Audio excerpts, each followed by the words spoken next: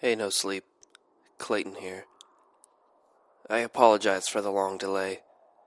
Honestly, posting here fell far from my top priorities over the past months. In fact, there were, and are, many reasons I should not be doing this.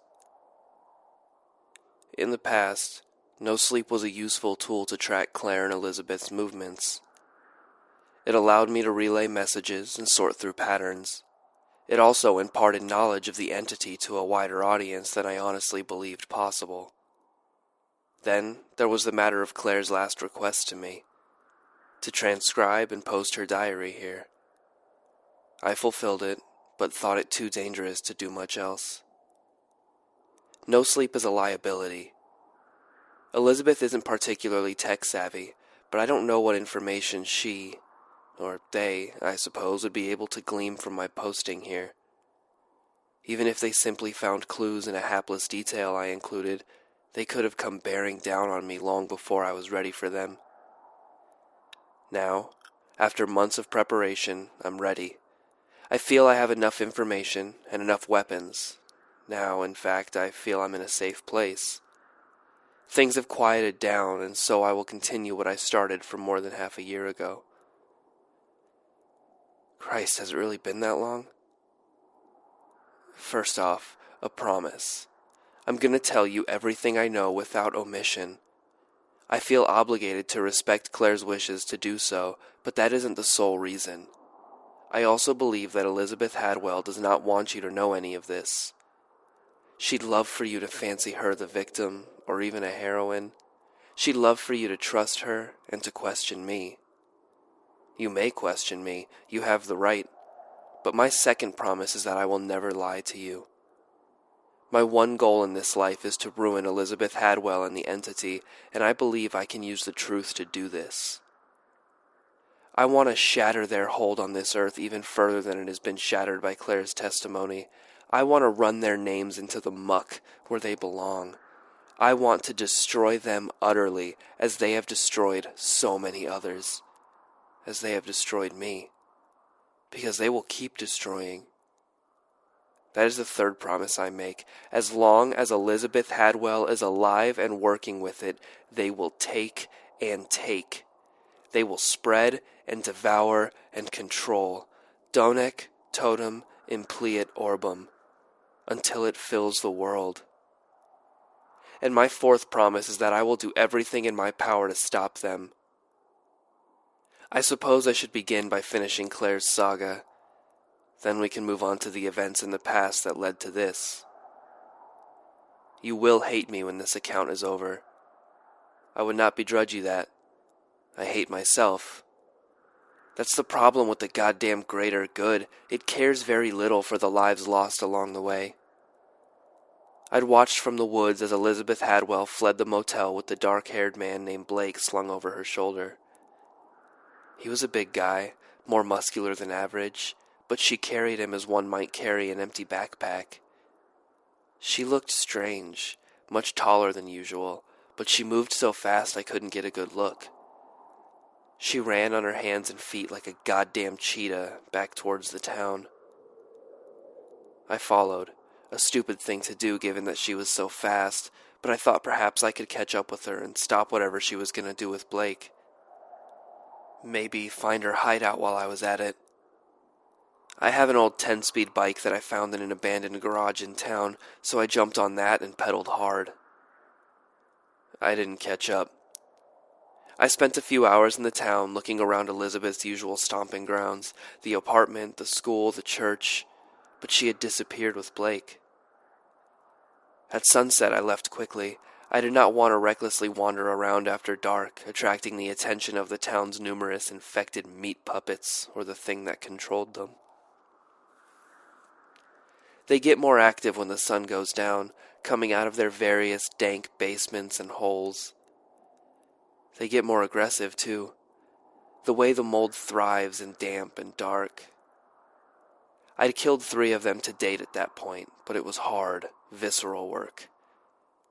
They are surprisingly resilient and knit themselves back together quickly, and I hated it. So I climbed onto my bike and pedaled back the way I'd come. I only spotted one infected person on my way out of town.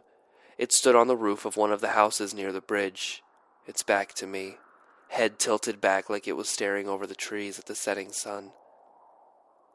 I couldn't tell whether it was male or female. The head was bald and the body was stick-thin. It wore a tattered gray bathrobe. One of its feet was missing, which made its stance lopsided and clumsy. But I noticed with a jolt that one of its arms ended in a long, jagged white piece of bone. The skin had peeled away to make room for the protrusion, made for stabbing, and it nearly reached the ground, it was so long. As I watched, the creature bent and scrambled down the roof on the opposite side, dropping out of sight. I don't know if it spotted me, but I sped across the bridge into the relative safety of the woods as quickly as I could.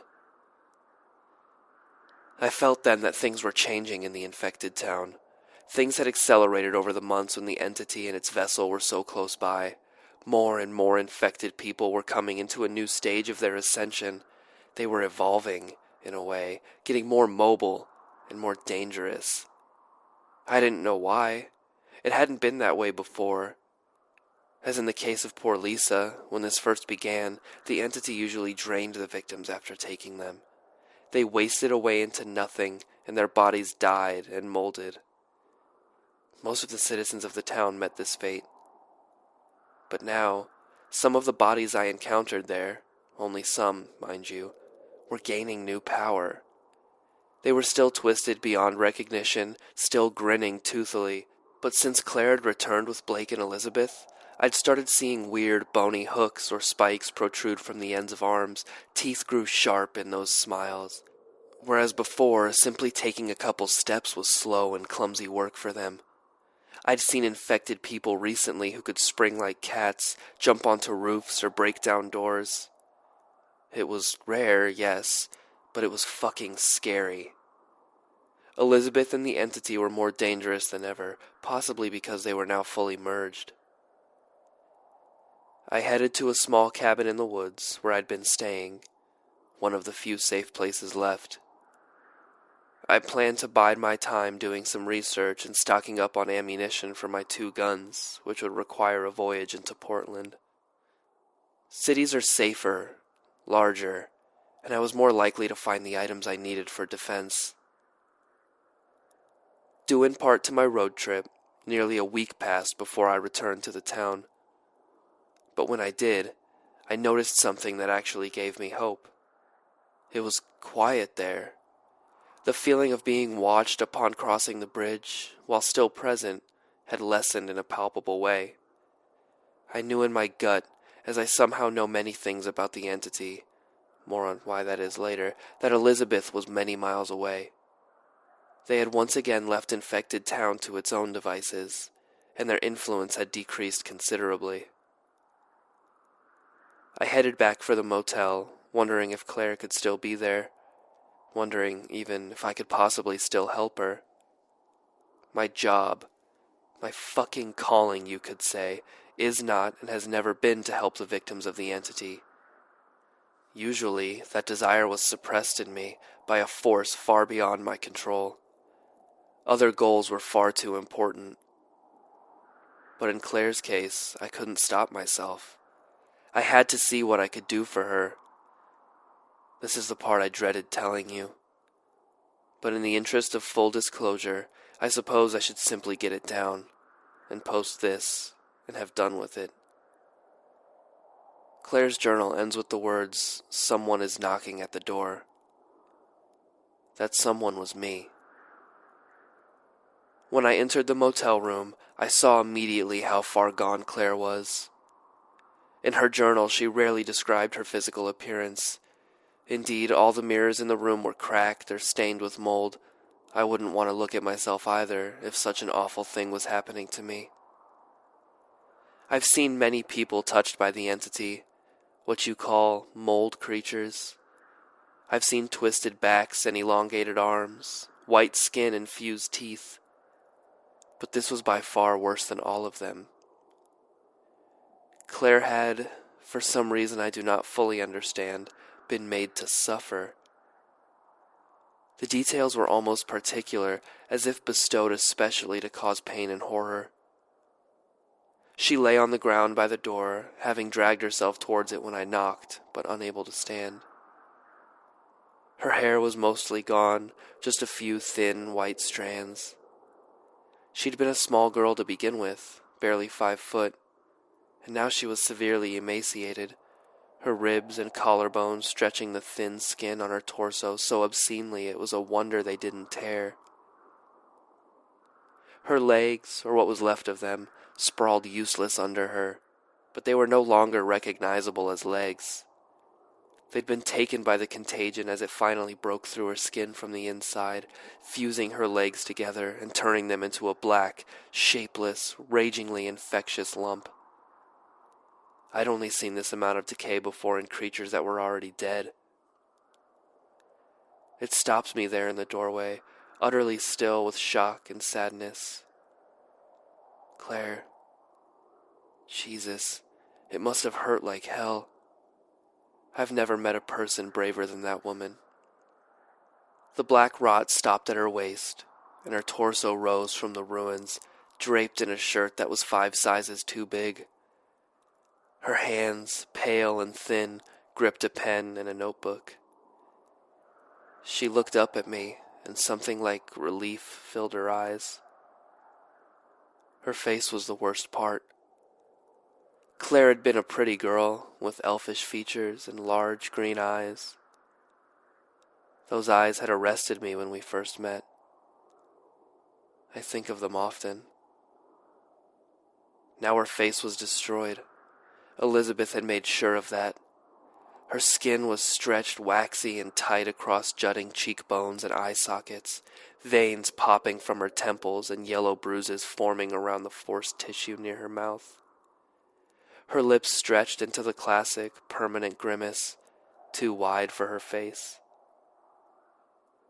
One eye was swollen shut, the lids beginning to fuse, but the other was wide open, so sunken into its socket I wasn't sure at first that it could see. But it could, and that was something I'd never seen in an infected person. Every other time the infected went blind completely, but Elizabeth, in her jealousy and spite, had made sure this girl still had a window to the outside world, to watch and wait as she slowly was consumed from the inside. It spoke of a hatred I hadn't thought even Liz was capable of. I sat on the ground with Claire for a long time, and we talked. She could still move her jaw enough to speak in slurred and jolting sentences. There was no rush, and nothing else to do. Claire, incorrigible as ever, wanted to know everything, and I told her the whole goddamn story, everything I knew, even my wild conjectures. She listened silently, and at the end we shared theories. I'm sure I'll include most of them as this tale continues. Then she asked me for a favor, and it broke me down to tears, but I agreed, and left for a few minutes to gather some supplies from my truck. When I came back, she handed me her journal with her handwritten note on the cover, including her username and password for no sleep. She stressed how important it was that you all knew. I took her journal and leaned down to kiss her, just once, on the forehead. She hadn't deserved any of this. I usually let my mild sociopathy dull the sympathy for most infected people, but she broke right through. I will never forget her. Her one good eye slowly closed, seemingly of its own accord, and she sighed in acceptance. As I watched, the skin swelled and the lids began to stitch themselves together into one shiny, smooth stretch of flesh. She asked me to do it. She was ready. So ready. She did not want to let it use her any more than it already had. So I stood. I backed up a few paces, and I raised the item I'd grabbed from my car. I aimed directly at her head so that the metal slugs would destroy her quickly and painlessly. I told her I was sorry, and that she deserved far better than this. She replied that I was doing her the greatest kindness she could imagine. It didn't feel that way. It still doesn't. Then I pulled the shotgun's trigger. I knew at once that there was no way she could come back from it, even with increased regeneration. Chunks of skull flew in all directions as black ichor splattered my shoes. Her headless body slumped to the floor, still twitching. I covered what I could in my leather jacket, a makeshift funeral shroud, and best I could do as a token of respect. Then I went back to my truck and grabbed the gas cans. The mold doesn't catch fire easily, but with enough effort, I managed to burn that motel to the ground. I'm tired now. I can't continue this tonight, but I will soon. I'll finally put words to the events that started this, and hopefully we can all begin to understand why I'm doing what I am. For all I've done and all I have failed to do, Claire, please forgive me.